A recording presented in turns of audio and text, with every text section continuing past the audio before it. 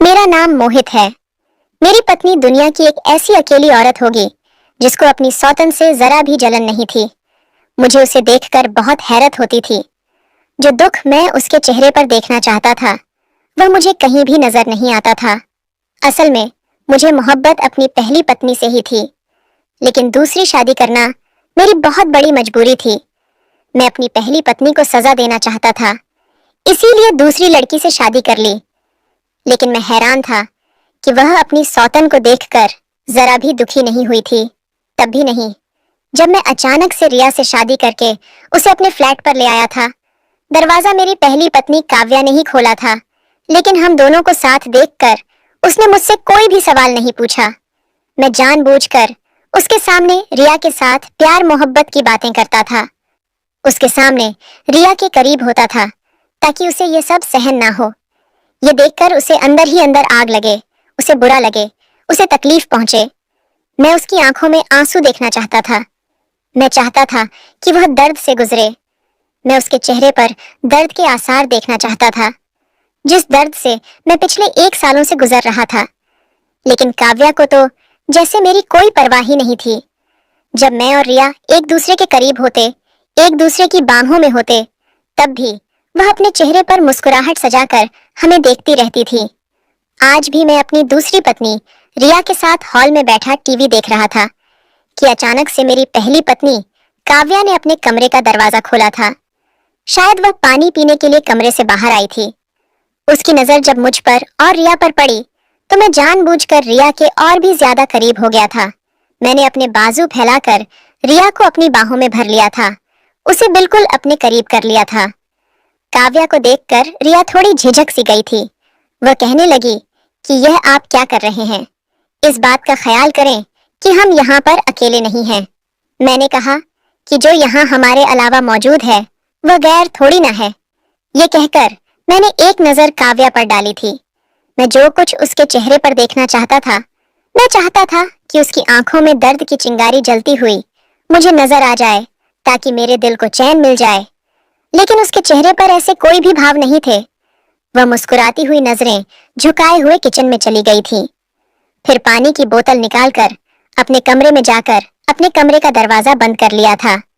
ये देखते ही मैं फौरन रिया से पीछे हट गया था। रिया मेरी इस हरकत से मुझे हैरान होकर देखने लगी थी। वह कहने लगी कि क्या बात है मोहित, आप एकदम से पीछे क्यों हट गए? कुछ देर पहले तो बड़ी मोहब्बत दिखा रहे थे। मैंने कहा कि मुझे नींद आ रही है। तुम अगर और टीवी देखना चाहती हो तो देखो, मैं सोने जा रहा हूँ। ये कहकर मैं अपने कमरे में आ गया था। शायद मैं भी अपनी हालत से बेबस था, क्योंकि मोहब्बत तो मुझे काव्या से ही थी।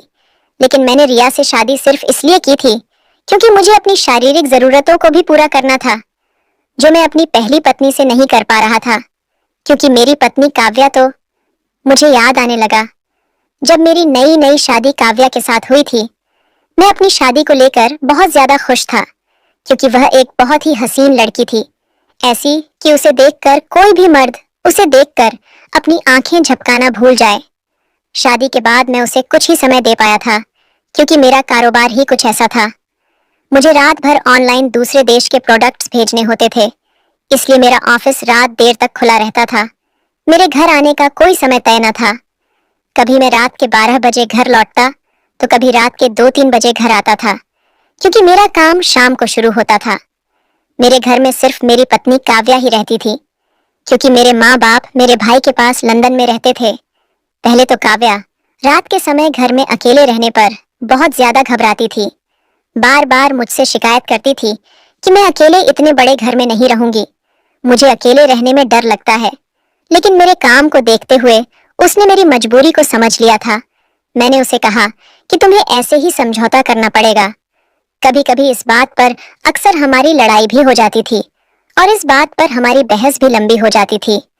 लेकिन कुछ महीने से जो बात मैं महसूस कर रहा था वह यह थी कि काव्या मुझे अब इस बात पर बहस बिल्कुल भी नहीं करती थी कि मैं घर पर उसे समय नहीं दे पाता हूँ। शुरू शुरू में मैंने सोचा कि शायद काव्या ने इस बात को स्वीकार कर लिया था, लेकिन बात यहीं तक सीमित नहीं थी। कुछ अजीबोगरीब टाइप के हादसे मेरे घर में अब होने लगे थे। जिस अपार्टमेंट में मैं रहता था वहां के मेन गेट पर एक नौजवान चौकीदार बैठता था। वह देखने में बहुत ही ज्यादा हैंडसम लड़का था। उसे देखकर ऐसा लगता ही नहीं था कि वह एक चौकीदार है। मेरा फ्लैट ग्राउंड फ्लोर पर था। मेरे बेडरूम की खिड़की बाहर मेन गेट की तरफ ही खुलती थी, जिसके सामने मेन गेट साफ नजर आता था और वह चौकीदार वहीं पर बैठा रहता था। उस अपार्टमेंट में ड्यूटी ज्वाइन किए हुए उसे बस 1 ही महीना हुआ था। मेरा काम ही कुछ ऐसा था कि मैं दिन भर घर पर रहता और शाम होते ही अपने काम के लिए चला जाता था। हम कुछ दोस्त मिलकर बाहर के देशों के प्रोडक्ट्स और दूसरे दूसरे देशों को भेजते थे, इसलिए हमारा काम शाम से रात देर तक जारी रहता था। हमने कमर्शियल इलाके में एक बहुत बड़ा सा ऑफिस बना रखा था और वहीं पर लैपटॉप पर हम काम किया करते थे। मैं जब रात को थका हुआ आता और सोता तो फिर सुबह दोपहर को ही मेरी आंख खुलती थी। एक बार मैं अपने कमरे में गहरी नींद में सो रहा था जब मुझे काव्या के हंसने की आवाज आई थी। उस आवाज को सुनकर फौरन मेरी आंख खुल गई थी। मैंने जब दीवार पर लगी घड़ी की तरफ देखा तो दोपहर के 2 बज रहे थे। मुझे समझ नहीं आ रहा था कि वह इस समय किससे हंस बोल रही थी, क्योंकि घर पर कोई नौकर भी नहीं था। सारे काम काव्या खुद ही करती थी और पड़ोस में भी उसका कुछ खास मेल मिलाप ना था। दोपहर के 2 बज चुके थे, इसलिए मुझे बहुत जोरों की भूख भी लग रही थी, इसलिए मैं उठकर बैठ गया। जैसे ही मैं फ्रेश होकर कमरे से बाहर निकला तो देखा कि काव्या मेन गेट के पास खड़ी किसी से हंस हंस कर बातें कर रही थी। जैसे ही मैं मेन गेट की तरफ आया तो देखा कि बाहर वही नौजवान चौकीदार खड़ा था। वह भी हंस हंस कर काव्या से ही बात कर रहा था। यह देखकर मुझे बड़ा अजीब सा लगा था। मैं जाकर काव्या के पीछे खड़ा हो गया था। चौकीदार ने जब मुझे देखा तो एकदम से उसके चेहरे का रंग उड़ गया था। उसने फौरन से काव्या के हाथ से खाने की प्लेट ली और चला गया। काव्या जब पीछे पलटी तो अचानक मुझे अपने सामने देखकर वह बुरी तरह से घबरा गई थी। वह कहने लगी कि आप बहुत जल्दी उठ गए। ये कहते हुए फौरन से उसने अपनी नजरें चुरा ली थी और किचन की तरफ चली गई थी। मैं भी उसके पीछे पीछे किचन में आ गया था। मैंने कहा कि यह चौकीदार यहाँ क्या कर रहा था, तो वह कहने लगी कि दोपहर के खाने की जिम्मेदारी हमारी है, इसीलिए खाना लेने आया था। ये कहते हुए वह मेरे लिए कॉफी बनाने लगी थी। मैंने कहा कि तुम उससे क्या बातें कर रही थी। वह भी इतना हंस हंस कर। मुझे काफी देर से तुम्हारी बातों की आवाजें आ रही थी। मेरी बात सुनकर उसने एक तीखी सी नजर मुझ पर डाली थी और फिर नजरें चुरा गईं। वह कहने लगी कि मोहित, क्या आप मुझ पर शक कर रहे हैं? मैंने कहा कि नहीं काव्या, मैं तुम पर शक नहीं कर रहा, मैं तो बस पूछ रहा हूँ। तब काव्या कहने लगी कि वह एक पड़ोस वाली आंटी के बारे में बता रहा था कि उनके घर का खाना अच्छा नहीं होता। यह कहते हुए वह मुझसे मेरे नाश्ते के बारे में पूछने लगी थी, जैसे कि वह बात को बदलना चाहती हो। फिर मैंने उसे कहा कि बेहतर है कि तुम सिर्फ चौकीदार को खाना ही दिया करो। मोहल्ले के किस्से कहानियां सुनने की तुम्हें जरूरत नहीं है। मेरे शब्द ना जाने क्यों खुद ब खुद सख्त हो गए थे। काव्या ने आगे से मुझसे बहस नहीं की और चुप हो गई। खैर, अगले दिन ऑफिस में इतना काम नहीं था, इसलिए मैंने सोचा कि जल्दी ही घर चला जाता। काफी दिनों से मैं काव्या को बाहर घुमाने नहीं ले गया था। मेरा इरादा यही था कि आज बाहर रेस्टोरेंट में उसे खाना खिला दूंगा और वह खुश हो जाएगी। लेकिन जैसे ही मैं अपार्टमेंट में दाखिल हुआ तो मैंने देखा कि चौकीदार अपनी कुर्सी पर ही बैठा था। लेकिन जैसे ही मैंने मेन गेट से फ्लैट के अंदर कदम रखा तो मैंने देखा कि काव्या किसी नौजवान से बातें करने में बिजी थी। मगर जैसे ही मुझ पर उसकी नजर पड़ी तो वह फौरन से पीछे हट गई थी। वह नौजवान भी मुझे देखकर घबराकर पीछे हटा था। मैंने उसे पहले यहाँ कभी नहीं देखा था। मैंने कहा कि कौन हो तुम, तो वह हड़बड़ी से हकलाते हुए कहने लगा कि जी, मैं डिलीवरी मैन हूँ। आपकी पत्नी ने कुछ ऑर्डर किया था, वही देने आया था। उसकी शक्ल सूरत और हुलिये से वह मुझे कहीं से भी डिलीवरी मैन नहीं लगा था। मैंने काव्या की तरफ देखा तो वह भी घबराई हुई थी। वह नौजवान फौरन वहां से निकल गया था। जब मैं घर के अंदर आया तो मैंने कहा कि तुमने क्या मंगवाया था? मेरी बात सुनकर वह नर्वस हुई थी।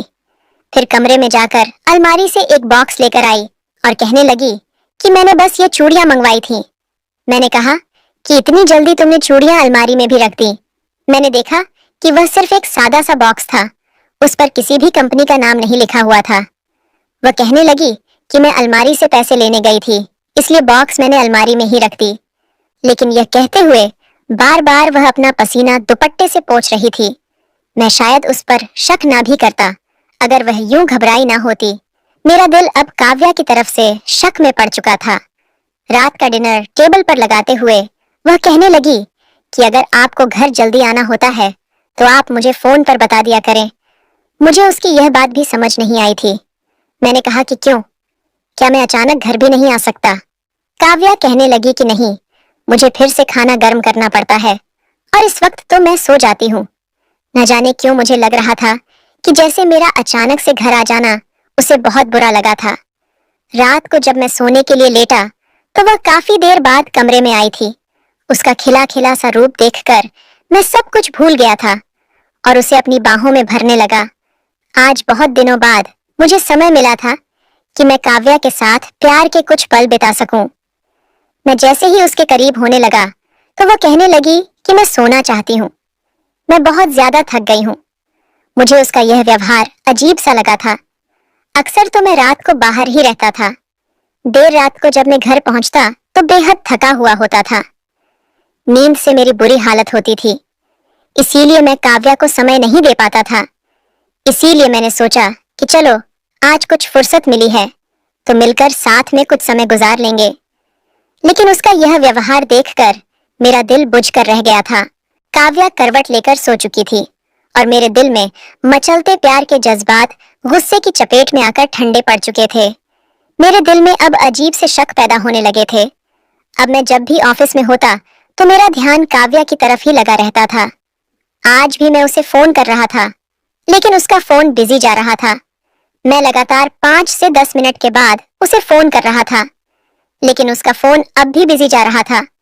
अगर मेरी जगह कोई और मर्द होता तो कब का काव्या पर शक करके उसे घर से निकाल चुका होता, मगर यह तो मैं था जो अभी तक सब कुछ बर्दाश्त कर रहा था। मैं घर गया तो चौकीदार काफी खुश लग रहा था। उसके चेहरे पर एक मुस्कुराहट सी फैली हुई थी। न जाने क्यों उसका मुस्कुराता हुआ चेहरा मुझे चिढ़ाता हुआ महसूस हुआ था। उसे मुस्कुराता हुआ देखकर मैंने एक नजर उसके चेहरे पर गौर से डाली तो लगा कि जैसे मुझे देखकर उसके चेहरे पर उसकी मुस्कुराहट और भी गहरी हो गई थी। न जाने क्यों मुझे उसका हंसता हुआ चेहरा मुझे जहर लग रहा था। वह फौरन अपनी कुर्सी से उठा और मेरे पास आ गया और कहने लगा कि क्या बात है साहब जी, आज आप बड़े गुस्से में लग रहे हैं। मैंने उसकी बात का कोई जवाब नहीं दिया और अपने फ्लैट में चला आया। मैं फ्लैट के दरवाजे पर पहुंचा तो देखा कि दरवाजा अंदर से बंद था तो मैंने डोरबेल बजाना शुरू कर दिया। 5 मिनट तक मैं डोरबेल बजता रहा मगर दरवाजा न खुला। मैंने अपने पास पड़ी हुई एक दूसरी चाबी निकाली और उस फ्लैट का दरवाजा खोलने लगा। जैसे ही मैंने दरवाजा खोला तो देखा कि सामने डरी सहमी हुई सी काव्या मेरे सामने खड़ी थी, जो शायद दरवाजा खोलने के लिए ही आ रही थी। ऐसे अचानक दरवाजा खुलने पर वह सहम सी गई थी। अगले ही पल वह हंसने लगी और बोली कि क्या बात है मोहित, आपको क्या हो गया है? मैं अभी नहा रही थी और आप तो यूं धड़ाधड़ दरवाजा बजाए जा रहे थे जैसे पता नहीं कौन सी कयामत टूट पड़ी हो। मुझे पहली बार काव्या पर गुस्सा आया था। मैंने दरवाजा यूं ही खुला छोड़ दिया और अंदर आ गया और अगले ही पल मैं काव्या से पूछताछ करने लगा कि तुम्हारा फोन क्यों बिजी जा रहा था? मैं जब भी तुम्हें कॉल करता तो तुम्हारा नंबर बिजी ही जा रहा था। तुम मेरी कॉल क्यों नहीं उठा रही थी? और अब दरवाजा भी इतना लेट से खोला तो इस सब का क्या मतलब है?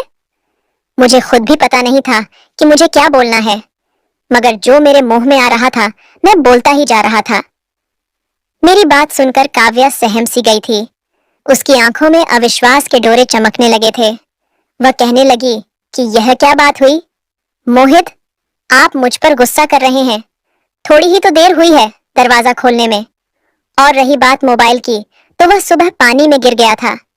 जब मैं सुबह आपकी कॉल अटेंड करने लगी तो उसी वक्त मोबाइल पानी में गिर गया और वहीं पर हैंग हो गया है। उसकी स्क्रीन वहीं पर रुकी हुई है, वह बिल्कुल भी नहीं चल रहा। जब मैंने उसे अच्छे से सुखाकर सही करने की कोशिश की तो कुछ मिनट पहले ही वह सही हुआ है और उसकी स्क्रीन भी खुल गई है। शायद इसी वजह से आपको बार बार मेरा नंबर बिजी जा रहा है। मैंने उसकी कोई भी बात सुने बगैर ही कमरे में चला आया था। अपना बैग और टाई गुस्से से बेड पर फेंकी और नहाने के लिए बाथरूम में चला गया। न जाने क्यों मुझे काव्या की किसी भी बात पर विश्वास नहीं आ रहा था। ऐसा लग रहा था कि जैसे वह सरासर झूठ बोल रही हो। लेकिन एक दिन कुछ ऐसा हुआ जिसके बाद मैं पूरी तरह से काव्या के खिलाफ हो गया था। मेरा शक का बीज एक घना वृक्ष बन गया था। ये बात सच है कि मैं काव्या से बेतहाशा मोहब्बत करता था, मगर उसने जो भी मेरे साथ किया शायद ही कोई पत्नी अपने पति के साथ करती होगी। उस दिन मैं काम से जल्दी घर लौट आया था क्योंकि मैं काव्या के खिलाफ और ज्यादा शक न करूं। मैं चाहता था कि उसके साथ बैठूं, उससे बातें करूं, उसके साथ कुछ समय गुजारा करूं ताकि हम दोनों के बीच अच्छी अंडरस्टैंडिंग हो सके और मेरे दिल में उसके खिलाफ जितने भी शक हैं मैं उन्हें खत्म कर सकूं। मगर उस रोज जब मैं जल्दी घर आ गया तो मैंने देखा कि दरवाजे पर ताला लगा हुआ था। यह देखकर मुझे बहुत हैरत हुई थी। मुझे तो काव्या ने बिल्कुल भी इस बारे में नहीं बताया था कि वह कहीं जा रही है। मैंने अपने पास मौजूद चाबी से दरवाजा खोला और घर के अंदर दाखिल हो गया। घर बिल्कुल खाली पड़ा था। आखिर काव्या कहाँ जा सकती थी? मैंने फौरन उसके मोबाइल पर कॉल की तो उसका मोबाइल वहीं सोफे पर पड़ा हुआ था। जब मैंने उसका मोबाइल उठाकर देखा तो वहां पर किसी के अनगिनत मिस कॉल्स लगी हुई थी। मैं उस नंबर को अपने फोन में सेव करने ही वाला था कि तभी मुझे किसी लड़की की जोरदार चीख सुनाई दी थी। मैंने जल्दी से बाहर आकर देखा तो मनोहर अंकल की बेटी रिया हमारे घर में दाखिल हुई थी। वह लड़खड़ाते हुए अंदर दाखिल हुई थी। वह बार बार पीछे देख रही थी और कहने लगी कि मोहित लोग घर के बाहर कुत्ते पालते हैं और आपने तो चूहे पाल रखे हैं। अभी इतना मोटा चूहा मेरे पैर पर चढ़ गया था। डर के मारे तो मेरी जान ही निकल गई थी। वह यूं ही शरारती सी लड़की थी। उसके तरफ ध्यान देने से मेरा ध्यान मोबाइल से हट चुका था। वह अपने हाथ में खीर का बर्तन लिए अंदर दाखिल हुई थी और कहने लगी कि यह खीर मैंने काव्या के लिए लाई हूँ, मगर वह तो मुझे कहीं भी नजर नहीं आ रही। मैं जो पहले ही गायब दिमाग था उससे खीर का बर्तन लेने के बाद उसका शुक्रिया करने लगा और बोला कि पता नहीं वह कहाँ गई है, मैं भी अभी अभी घर आया हूँ। रिया कहने लगी कि अच्छा, वह तो अक्सर कहीं जाती रहती है और इस समय तो वह रोज ही बाहर होती है। आज दरवाजा खुला देखा तो सोचा कि वह घर पर होगी, इसलिए खीर देने चली आई। रिया की बातें मुझे और भी शक में डाल रही थीं। रिया वहां से जा चुकी थी, जबकि मैं यूं ही किसी मूर्ति की तरह उस खीर को देखता रह गया था। खैर, आधे घंटे के बाद काव्या घर में दाखिल हुई थी। खुला दरवाजा देखकर वह थोड़ी हैरान हुई, मगर मुझे अचानक बैठा देखकर तो जैसे उसका चेहरा फीका पड़ चुका था। वह कहने लगी कि आप इतनी जल्दी घर आ गए और मुझे बताया भी नहीं। वह घबराई हुई सी थी, मगर मैंने भी कोई जवाब नहीं दिया। मैंने थोड़ी देर बाद उसे कहा कि तुम इस वक्त कहाँ गई थी, पहले इस बात का जवाब दो।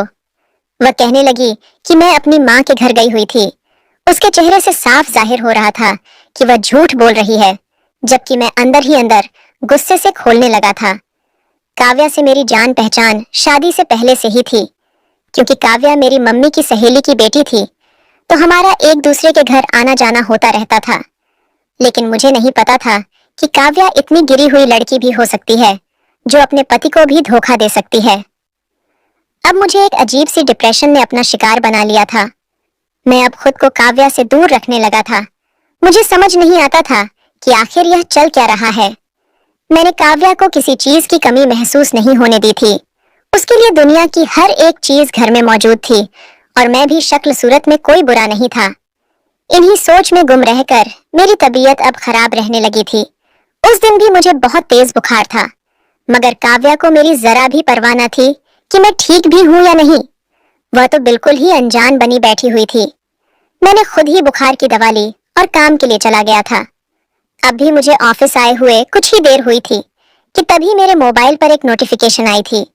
जब मैंने अपने मोबाइल की तरफ देखा तो मेरा गुस्सा 7वें आसमान पर आ पहुंचा था।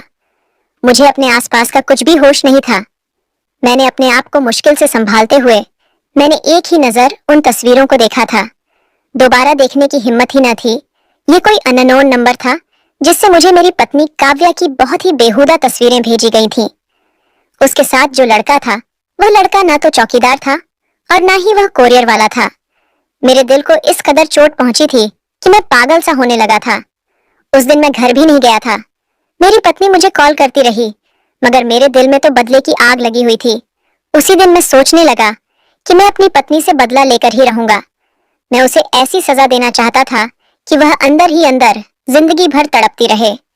मैं चाहता तो उसे तलाक देकर घर से निकाल सकता था, लेकिन मैं ऐसा नहीं करता। अगर मैं ऐसा कर देता तो फिर वह और भी आजाद हो जाती।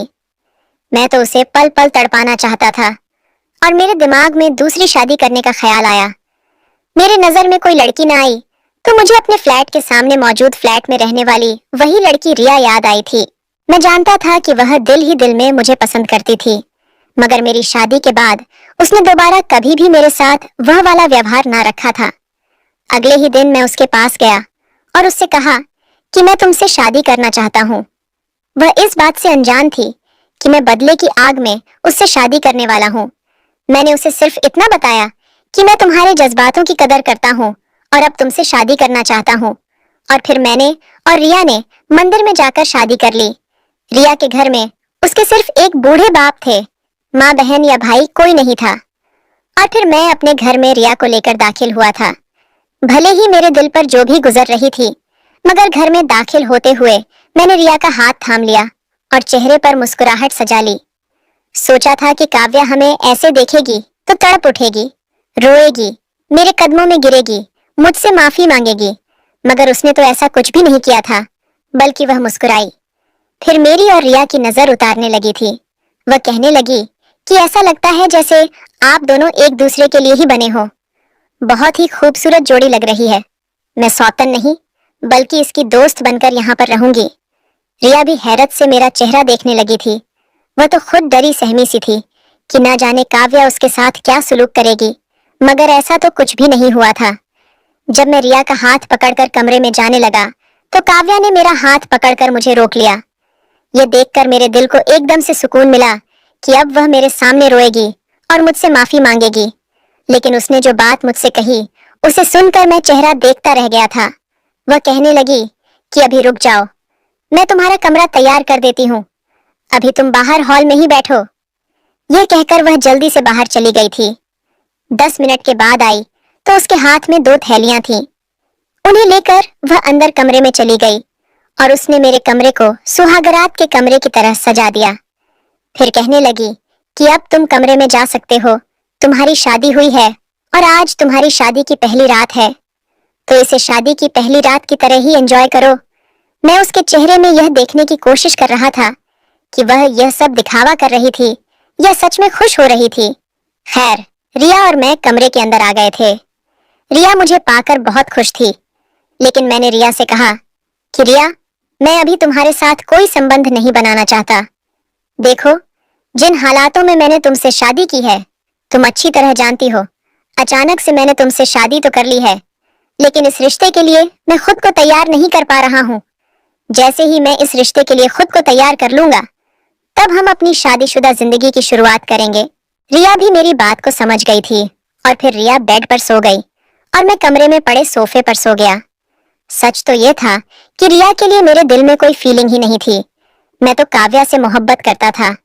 अब मुझे एहसास हो रहा था कि जैसे मैंने जल्दबाजी में कुछ गलत कदम उठा लिया है, लेकिन फिर काव्या की बेवफाई याद करके मुझे काव्या पर गुस्सा आने लगा था और अपना उठाया गया कदम सही लगने लगा। दिन ब दिन काव्या की हरकतें मुझे शक में डालने लगी थीं। यह तो शायद दुनिया की पहली औरत थी जिसने अपनी सौतन को खुशी खुशी अपना लिया था। मुझे यह बात समझ नहीं आई थी कि आखिर यह सारा चक्कर क्या है। मैं लगभग 3 साल तक काव्या के साथ रहा था और अब रिया को मेरी जिंदगी में आए हुए 1 महीना बीत चुका था। मैं अजीब से घेरे में घिरा हुआ था। मुझे कुछ समझ नहीं आता था कि करूं तो क्या करूं, मगर शायद इस रात से भी पर्दा उठने में देर नहीं लगी थी। एक दिन सारी सच्चाई खुलकर मेरी आंखों के सामने आ गई थी और जिसे जानकर मेरा जी चाहा कि मैं अपना सर दीवार पर दे मारूं। उस दिन मैं काव्या से साफ साफ बात करना चाहता था, क्योंकि मैं अंदर ही अंदर घुट घुट कर जी रहा था। मैंने फैसला कर लिया था कि अब मैं काव्या को तलाक दे दूंगा और जैसे भी हो रिया के साथ ही जिंदगी शुरू करूंगा। काव्या को इस घर में देखकर मेरा दिल दर्द से दुखता रहता था। वह मेरी पहली मोहब्बत थी, लेकिन मुझे इग्नोर करती रहती थी और यही देखकर मुझे दुख होता था। आखिर वह क्यों इस कदर खुश रहती थी, मुझे कुछ भी समझ नहीं आता था। अगर वह किसी और को पसंद करती थी तो अब तक तलाक लेकर क्यों नहीं गई थी। मैं इसी उलझन में घिरा हुआ घर में दाखिल हुआ तो जो बातें मुझे सुनाई दी वह सुनकर मेरे कदम वहीं रुक गए थे। मुझे कमरे से काव्या और रिया की बातें सुनाई दे रही थीं। रिया की आवाजें बाहर हॉल में भी गूंज रही थीं। रिया कहने लगी कि तुम्हारी एक्टिंग की भी दांत देनी पड़ेगी। कसम से तुम्हें तो इसका अवार्ड मिलना चाहिए। क्या खूब एक्टिंग की है। आखिर तुमने मुझे और मोहित को मिला ही दिया। मगर काव्या उसके सामने रो रही थी। वह रो रो कर कहने लगी कि मैंने तुम्हारी हर बात मानी है। तुमने मुझसे जो कहा मैंने वह सब कुछ किया।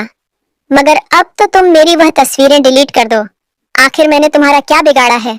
तुमने मुझसे मेरा पति मांगा तो मैंने तुम्हारी शादी अपने पति से कर दी। इस बात पर रिया जोर से चिल्लाई। कहने लगी कि खबरदार, जो उसे अपना पति कहा तो वह शुरू से ही मेरा था। मैं उसे दिलो जान से पसंद करती थी और आज मैंने उसे पा लिया है। वह तो मेरा बचपन की मोहब्बत है। उसे तो मेरा होना ही था। तुम ही हमारे बीच में जबरदस्ती घुस गई थी और अब मैं तुम्हें भी मोहित के दिल से निकाल चुकी हूँ। तुम्हारे पति के दिल में तुम्हारे लिए नफरत डालकर, शक डालकर मैंने तुम्हारे खिलाफ कर दिया है। आज वह सिर्फ मेरा हो चुका है और देखना, बहुत ही जल्द वह मुझसे मोहब्बत भी करने लगेगा। बस अब तुम्हें एक आखिरी काम करना है, उसके बाद मोहित पूरी तरह से मेरा हो जाएगा। पता नहीं तुमने उसके सर पर ऐसा कौन सा जादू कर दिया है कि तुम्हारे इश्क का भूत उसके सर से उतरता ही नहीं। इतना सब कुछ हो जाने के बाद भी तुम्हारी मोहब्बत को अपने दिल से निकाल नहीं पाया है। अभी तक उसने मुझे पत्नी होने का हक नहीं दिया है। मैं रात भर तड़पती रहती हूँ उसकी मोहब्बत के लिए और वह मेरे करीब तक नहीं आता। तुम्हें बस यही काम करना है कि अब तुम्हें उसकी जिंदगी से निकल जाना है। वह भी हमेशा हमेशा के लिए। तुम्हारे जाने के बाद मजबूरन मोहित को मुझे अपनाना ही पड़ेगा और धीरे धीरे उसके दिल में मेरी मोहब्बत भी पैदा हो ही जाएगी। यह सुनते ही काव्या रो पड़ी थी। वह कहने लगी कि रिया, भगवान के लिए ऐसा मत करो। मैं मोहित के बिना मर जाऊंगी। मैंने अपना सब कुछ तो तुम्हें सौंप दिया है। बस मोहित को सामने देखकर मेरे दिल को थोड़ा सुकून मिल जाता है। कम से कम उसका नाम तो मेरे नाम के साथ जुड़ा हुआ है। ये भी मुझसे छीन लोगी तो मेरे जिंदा रहने की वजह खत्म हो जाएगी। मुझे यूं बेमौत मत मारो। काव्या के मुंह से ये सुनना था कि रिया ने उसका मुंह दबा दिया और कहने लगी कि अगर तुम मोहित की जिंदगी से नहीं गई तो मैं तुम्हारी वह सारी तस्वीरें सोशल मीडिया पर वायरल कर दूंगी। फिर तुम कहीं भी मुंह दिखाने के लायक नहीं रहोगी। सारे राज एक के बाद एक करके खुल खुलकर मेरे सामने आ रहे थे, जिसे सुनकर मैं पत्थर की मूरत बनकर रह गया था। जब रिया सारी हकीकत खोलकर पीछे मुड़ी तो मुझे देखकर एकदम से उसका रंग उड़ चुका था। उसे समझ ही नहीं आया कि वह क्या कहे और क्या ना कहे। अगले ही पल एक जोरदार थप्पड़ मैंने रिया के मुंह पर मार दिया था। रिया और मेरी बचपन से ही दोस्ती थी। जब मेरे माँ बाप ने यह फ्लैट खरीदा था उस समय मैं 10 साल का था और रिया की उम्र उस समय 10 साल की थी। बचपन से ही हम एक दूसरे के साथ खेला करते थे और हमारी दोस्ती भी खूब थी, लेकिन मैंने कभी भी उसे दोस्त के अलावा किसी दूसरी नजर से नहीं देखा था। वह मेरे लिए सिर्फ एक अच्छी दोस्त थी। मैंने मोहब्बत तो सिर्फ काव्या से की थी, लेकिन आज जब यह राज खुलकर मेरे सामने आया तो मुझे उससे नफरत होने लगी थी। कैसी गिरी हुई और चालबाज लड़की थी। मेरा घर बर्बाद कर दिया था। तुम्हारे पति के दिल में तुम्हारे लिए नफरत डालकर, शक डालकर मैंने तुम्हारे खिलाफ कर दिया है। आज वह सिर्फ मेरा हो चुका है और देखना, बहुत ही जल्द वह मुझसे मोहब्बत भी करने लगेगा। बस अब तुम्हें एक आखिरी काम करना है, उसके बाद मोहित पूरी तरह से मेरा हो जाएगा। पता नहीं तुमने उसके सर पर ऐसा कौन सा जादू कर दिया है कि तुम्हारे इश्क का भूत उसके सर से उतरता ही नहीं। इतना सब कुछ हो जाने के बाद भी तुम्हारी मोहब्बत को अपने दिल से निकाल नहीं पाया है। अभी तक उसने मुझे पत्नी होने का हक नहीं दिया है। मैं रात भर तड़पती रहती हूँ उसकी मोहब्बत के लिए और वह मेरे करीब तक नहीं आता। तुम्हें बस यही काम करना है कि अब तुम्हें उसकी जिंदगी से निकल जाना है। वह भी हमेशा हमेशा के लिए। तुम्हारे जाने के बाद मजबूरन मोहित को मुझे अपनाना ही पड़ेगा और धीरे धीरे उसके दिल में मेरी मोहब्बत भी पैदा हो ही जाएगी। यह सुनते ही काव्या रो पड़ी थी। वह कहने लगी कि रिया, भगवान के लिए ऐसा मत करो। मैं मोहित के बिना मर जाऊंगी। मैंने अपना सब कुछ तो तुम्हें सौंप दिया है। बस मोहित को सामने देखकर मेरे दिल को थोड़ा सुकून मिल जाता है। कम से कम उसका नाम तो मेरे नाम के साथ जुड़ा हुआ है। ये भी मुझसे छीन लोगी तो मेरे जिंदा रहने की वजह खत्म हो जाएगी। मुझे यूं बेमौत मत मारो। काव्या के मुंह से ये सुनना था कि रिया ने उसका मुंह दबा दिया और कहने लगी कि अगर तुम मोहित की जिंदगी से नहीं गई तो मैं तुम्हारी वह सारी तस्वीरें सोशल मीडिया पर वायरल कर दूंगी। फिर तुम कहीं भी मुंह दिखाने के लायक नहीं रहोगी। सारे राज एक के बाद एक करके खुल खुलकर मेरे सामने आ रहे थे, जिसे सुनकर मैं पत्थर की मूरत बनकर रह गया था। जब रिया सारी हकीकत खोलकर पीछे मुड़ी तो मुझे देखकर एकदम से उसका रंग उड़ चुका था। उसे समझ ही नहीं आया कि वह क्या कहे और क्या ना कहे। अगले ही पल एक जोरदार थप्पड़ मैंने रिया के मुंह पर मार दिया था। रिया और मेरी बचपन से ही दोस्ती थी। जब मेरे माँ बाप ने यह फ्लैट खरीदा था, उस समय मैं 10 साल का था और रिया की उम्र उस समय 10 साल की थी। बचपन से ही हम एक दूसरे के साथ खेला करते थे और हमारी दोस्ती भी खूब थी, लेकिन मैंने कभी भी उसे दोस्त के अलावा किसी दूसरी नजर से नहीं देखा था। वह मेरे लिए सिर्फ एक अच्छी दोस्त थी। मैंने मोहब्बत तो सिर्फ काव्या से की थी, लेकिन आज जब यह राज खुलकर मेरे सामने आया तो मुझे उससे नफरत होने लगी थी। कैसी गिरी हुई और चालबाज लड़की थी, मेरा घर बर्बाद कर दिया था। मैंने उसी समय रिया को धक्के देकर अपने घर से बाहर निकाल दिया था। मैंने उसके खिलाफ एक केस भी दर्ज कराया। आखिर उसने मेरी पत्नी की ऐसी अश्लील तस्वीरों को एडिट करवाया था जिसमें कुछ भी सच्चाई न थी। एक हफ्ते बाद ही मैंने रिया को तलाक भी दे दी थी। काव्या ने यह सब देखा तो वह मेरे सामने रोने लगी थी। आज पहली बार उसने अपने सारे राज मेरे सामने खोल कर रख दिए थे और बेतहाशा रोए जा रही थी। मैं भी उससे दूर खड़ा था। मेरी आंखों में भी आंसू आ गए थे कि आखिर क्यों मैंने काव्या की मजबूरी को समझ न सका, उस पर विश्वास न कर सका। काश मैं उससे पूछ लेता, उसे कुछ समय देता, तो शायद आज यह सब कुछ ना हुआ होता। रिया जैसी भोली भाली दिखने वाली लड़की किस तरह हमारी जिंदगी को बर्बाद कर चुकी थी, मैंने उसके बारे में कभी ऐसा सोचा भी नहीं था। कुछ समय के बाद मैंने वह फ्लैट छोड़ दिया और अलग जगह पर घर लेकर काव्या के साथ खुशी खुशी रहने लगा। दोस्तों, क्या मैंने रिया के साथ सही किया या गलत? अपनी राय कमेंट बॉक्स में जरूर बताएं। दोस्तों, अगर आपको यह वीडियो पसंद आया हो तो वीडियो को लाइक और चैनल को सब्सक्राइब करें। धन्यवाद।